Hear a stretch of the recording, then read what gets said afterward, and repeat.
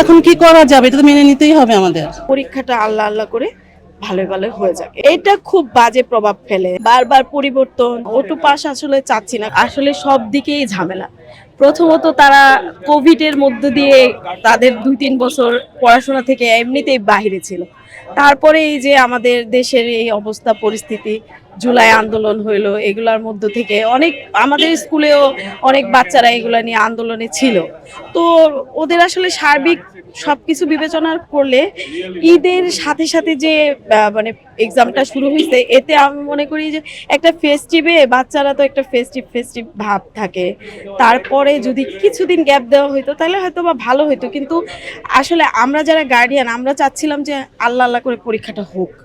কারণ আমরা পরীক্ষাটা নিয়ে এমন মানে অনেক সময় হচ্ছে না, গতবার পরীক্ষাটা হইলো না, মানে অটো পাস দেওয়া হইলো, তো আমরা এটা চাচ্ছি না, অটো পাস আসলে চাচ্ছি না। কারণ বাইরে যেতে হলে যারা এসএসসি পরীক্ষা দিবে, ইন্টারমিডিয়েট দিবে, তারপর তো আমরা চিন্তা করি গার্ডিয়ানরা যে দেশের যে পরিস্থিতি, বাইরে পড়তে পাঠাবো। তো যখন বাইরে পড়তে পাঠাবো তখন আসলে অটো পাস দিলে তো আমাদের হয় না। পুরা পরীক্ষাটা যাতে হয়ে যায়, ফেস্টিভ হইলেও আমরা চিন্তা করছি যে আল্লাহ আল্লাহ করে পরীক্ষাটা ভালোভাবে সুস্থভাবে হয়ে যাক। এর মধ্যে যেন আর কোনো আন্দোলন টান্দোলন না হয়, এটাই আমাদের চাওয়া আর কি।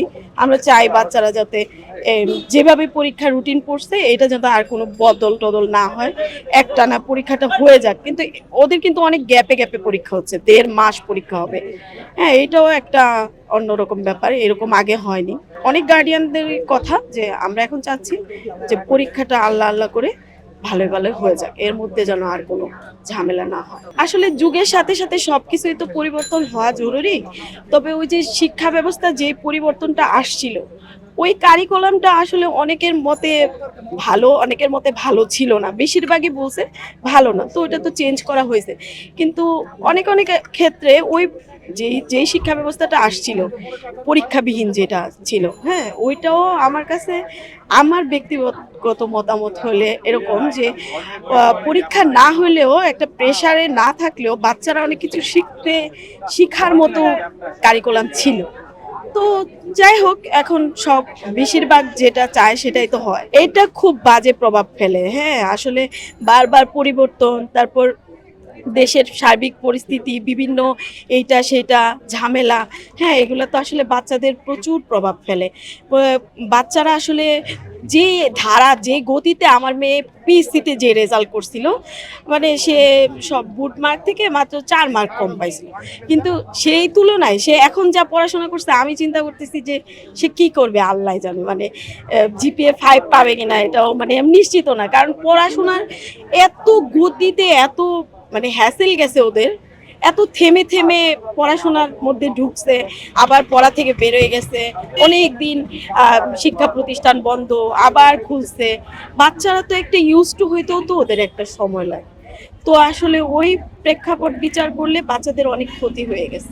খুব একটা ভালো না, তবে আমাদের পরিবেশ টিবেশ সবকিছু ভালো। প্রিপারেশনের কথা যদি বলেন তাহলে খুব একটা ভালো না। সরকারের উপরে নির্ধারণ করা যায়, তাই না? এটা তো আমাদের উপর না। যখন যেটা যে সময় ডিসিশনটা হবে, ডিসিশন নিবে, সেটা তো আমাদের মেনে নিতে হবে। পড়লে এখন কি করা যাবে, এটা তো মেনে নিতেই হবে আমাদের। করার তো কিছু নেই রে ভাই।